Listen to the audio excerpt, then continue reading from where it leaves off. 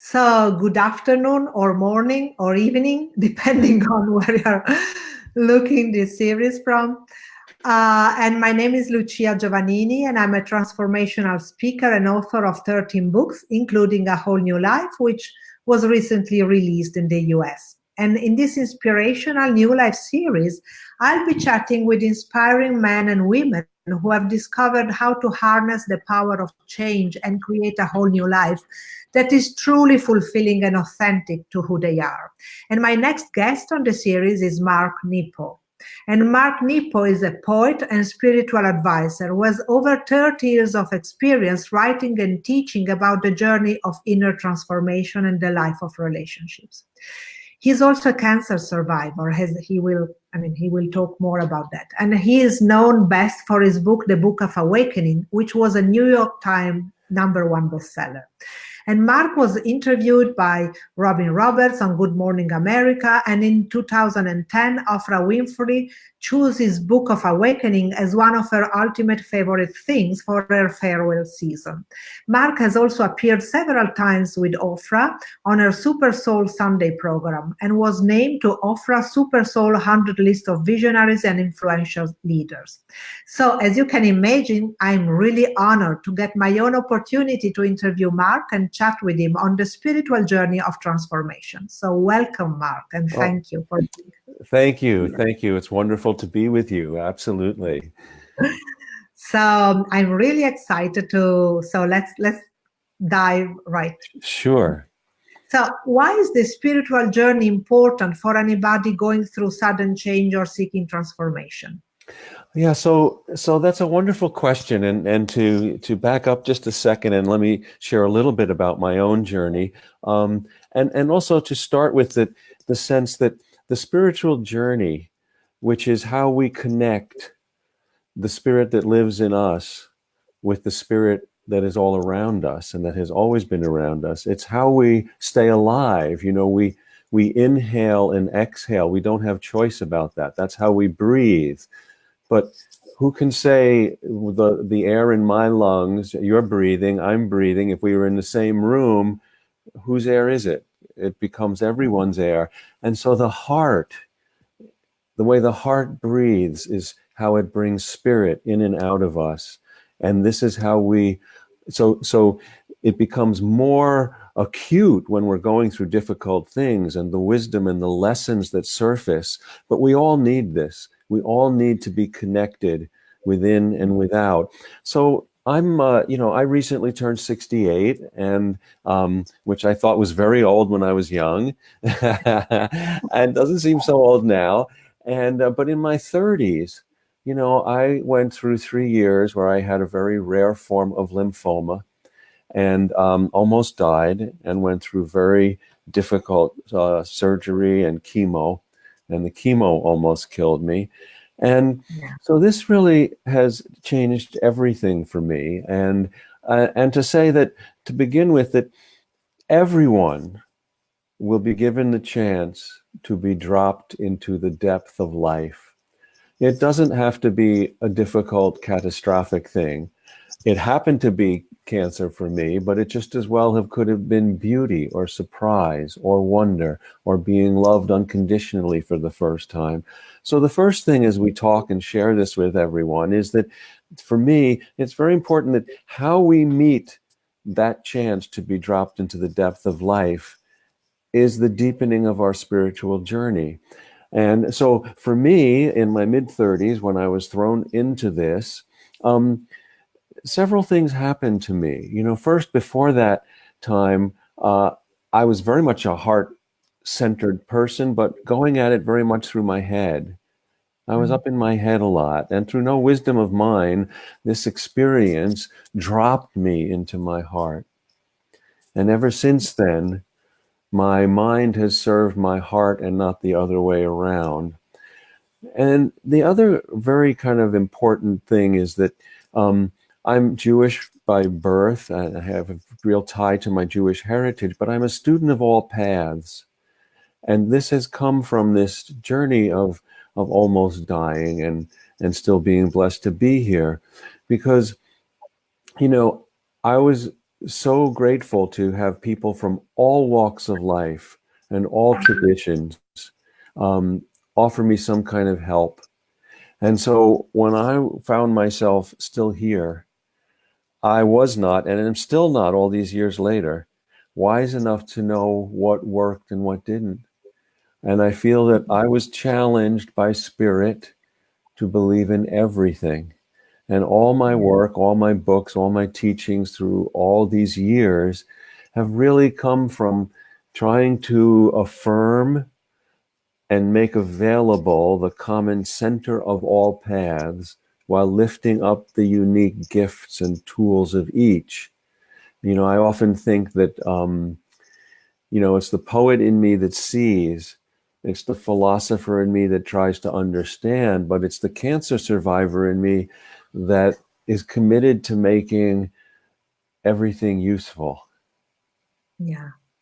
Yeah, really, really. I mean, it's so, so important, so deep. This, what you just shared, and it makes me think because, in fact, when I look at the world now, even in terms of religions or spiritual path, even not just religion, but even spiritual path, I see a lot of my path is more spiritual than your path, or my religion is better than your religion, and I think that that really is such a nonsense, and it's so, I mean, it's so nice to really be able to harness the beauty of every path, and of course there may be a path that talks to us more than another, but in that sense, to make the best of all the teachings. And actually I also have a very peculiar upbringing because I am Italian, but I was raised in Africa for a part of my childhood, and so I was very exposed to the local shamanism and different religions there. And then of course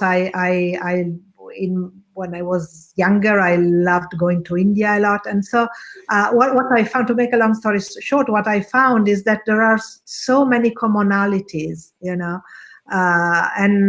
those what I called the good qualities of the human heart, of the human soul. Yes. They may have different words of different teachings, but the essence is the same. So it's so nice to be able to connect again with that essence through our heart. Well, and I feel, very deeply like all we have to do is look at nature and how nature works, and it doesn't choose one path over another. Spring, every year, spring, we have thousands of birds and insects, and each one is drawn to pollinate a particular flower, fruit, or tree. The bees don't say, we're all going to do it my way. And if they did, we wouldn't have spring. And I feel the human spring is necessary because everyone is drawn to a particular different part of this mystery, and we need all paths, all paths. Yeah, definitely. And I have another question for Sure. you. How can someone who is facing a difficult challenge or going through a transition learn to listen to the wisdom in their heart? And does everyone has wisdom in their heart? And of course, I mean, we know the answer to that. Yes, I do believe that everyone has wisdom in their heart, and it's through our authenticity for me. And again, when I share my experience, they're examples, not instructions. I can only speak from my own experience. And for me, I have learned that when I have the courage to be real, to be truthful and authentic about my experience, it opens up my heart as a conduit to that wisdom, that we learn the wisdom. We each have wisdom, but it's by living that we decode or learn the language of our own wisdom. And when we're going through a difficult time, I think it's first off, my heart goes out to anyone who is going through anything that's difficult and struggling. And it's part of the human journey. Yes. We can't get out of that.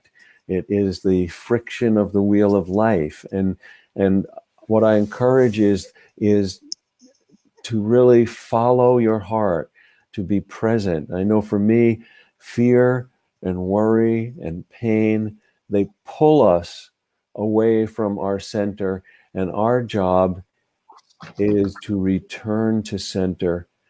And how do we do that?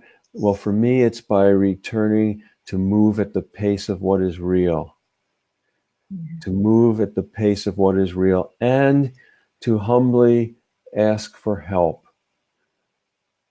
We don't, I always say, I was talking with someone who was saying that, loneliness is such a big, difficult thing right now. I was talking to someone in London who was interviewing me, and my feeling is, you don't interview ambulance drivers. You take the first one that comes along. And so when we're going through something difficult, we have to drop our preferences and we just say, please help me. Yeah, definitely. And I like that part, that, even those difficult moments are part of the human journey, because for some reasons, especially what I noticed is for people on a personal development path, there is this kind of trap that says, oh, everything should be easy. You shouldn't struggle. You should have it all immediately. Just by doing like this, just visualizing, everything comes. And if it's not easy, if there's a challenge, then you did something wrong.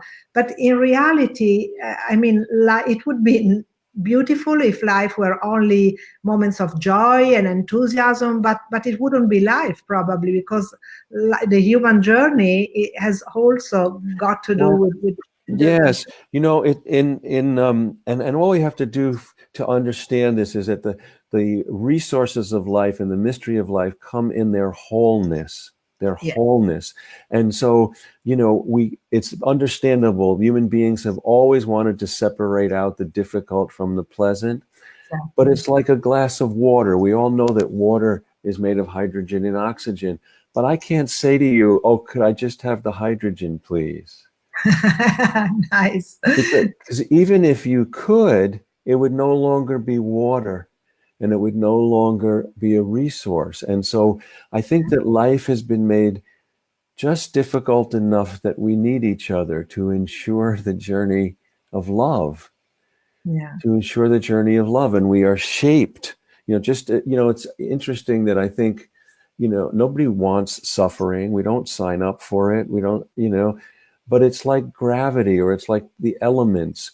We save up and we travel on vacation to see these amazing, natural wonders. Well, they've been eroded over time by the elements. That's so suffering to a large degree for humans is what erosion is to nature. And we are eroded to our beauty if we can hold each other up. Yeah, that's such a beautiful image, that suffering is to human what eroding is to nature. And I my experience as well, it's like it were the moments, the moments of greater suffering for me were the moments where my heart finally cracked open, and so that the light of the divine could go through. So it's wonderful. And this is, all the traditions speak about it differently, but in Tibetan mythology, it's always said that a spiritual warrior, that is not a military warrior, but someone who is committed to a life of transformation, always has a crack in their heart, because that's how the mysteries get in. Yeah, beautiful. So if there was someone listening who is currently facing a difficult challenge, what would be the one message you would like them to take away and carry with them for the rest of their lives?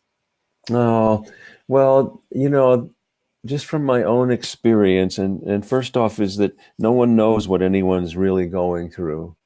We have to honor that. And so it's not like because I had cancer and almost died, I know what they're going through. But I would offer to really hold nothing back, while pain and worry and fear, as we said, push us away, our job as a spirit in a body and time on earth is to lean back in, the way the surf always comes back in, one wave after another. And in that presence, I would encourage and invite and support to pay attention to the rhythms, the detailed rhythms of your own experience. You know, Hippocrates said that pleasure is the absence of pain. So even when we're in pain, there are moments within that pain that are less, or that are, or it stops even for a second. We have to identify those moments as oases and build on them. And as I said, reach out and build bit by bit the support that can help move through and endure this erosion we call suffering, so that our inner beauty can come through. You know, when I was going first in my cancer journey, you know, I'd never been ill. I was in my 30s, early 30s, and I was terrified. And I met everything with such fear that I exhausted my heart. I couldn't, you know, if you were measuring fear and pain on a 1 to 10 scale, everything was 12, 14, 15. As soon as someone came in the room, the hospital room, I was afraid and in pain or anticipating pain. And I had to learn how to discern the differences.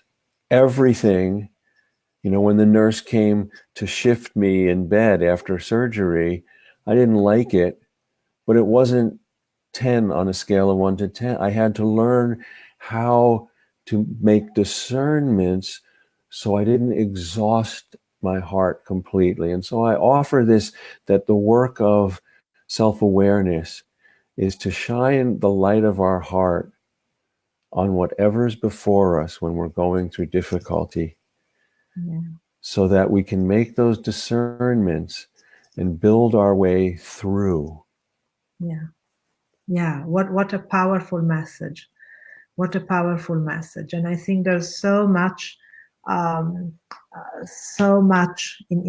that discernment, because it can really help us to make it, you know, to make it through the pain and difficulties, whether it's physical pain, whether it's emotional pain, it doesn't matter. And I would also add that, you know, we talk a lot, and especially in the Buddhist worldview, about impermanence, and we all think that rightfully it means we're all going to die, and we all will. But within a life, impermanence is a teacher as well. And, you know, that nothing, no matter how difficult, stays the same.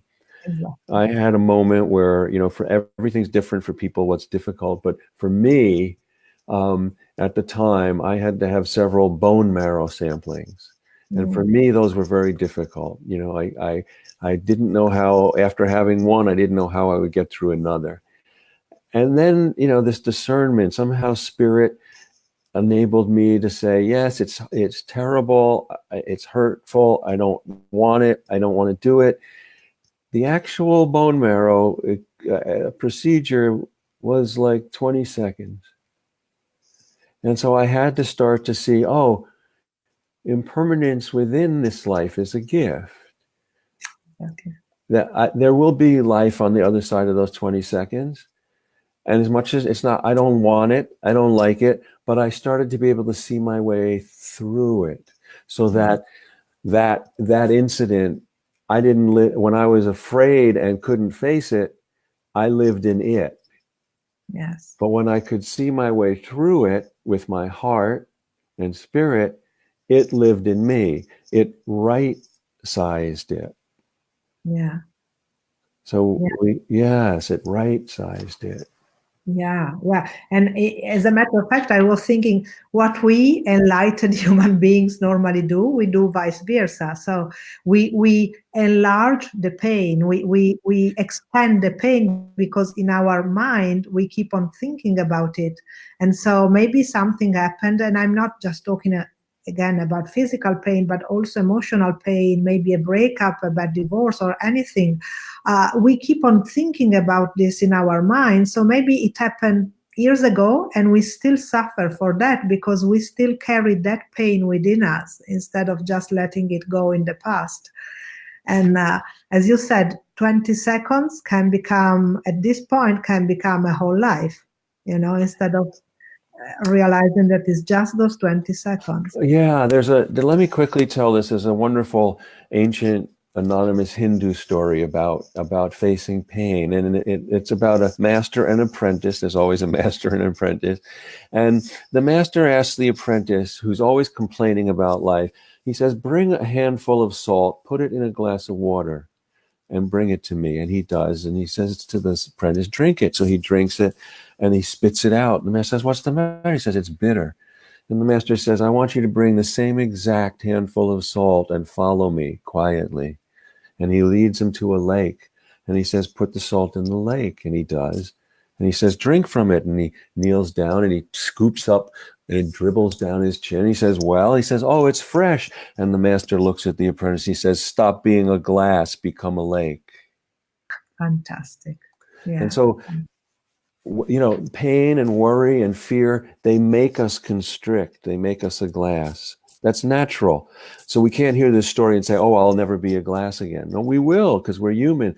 But when we're in pain and fear and worry and anxiety, how do we enlarge our sense of things? That's how we start to populate our personal spiritual practice. What are the ways of being open-hearted or reaching out for help or listening to music or going for a walk or petting our dog or reading a book? What are the ways that we can enlarge our sense of things and become a lake when pain and fear and worry have made us a glass? Yeah. And let's keep this question within us. How can we become a lake? Yes. Expand ourselves and expand our capacity to love and expand our awareness and be there and keep our presence in every moment in our life. So thank you very much. Thank you, Mark, for your wisdom and for sharing your stories, your inspiring stories with us. Oh, you're welcome. Thanks so much. It's been great to be with you. So you can find Mark at marknepo.com or treeintentions.com. And if you would like to learn more about how to face difficult moments and make a positive change in your life, you can join my Whole New Life Facebook group, and stay tuned, of course, for the next interview on this Inspirational New Life series. So thank you again, Mark. Oh, you're welcome. Bye, everybody. Bye-bye.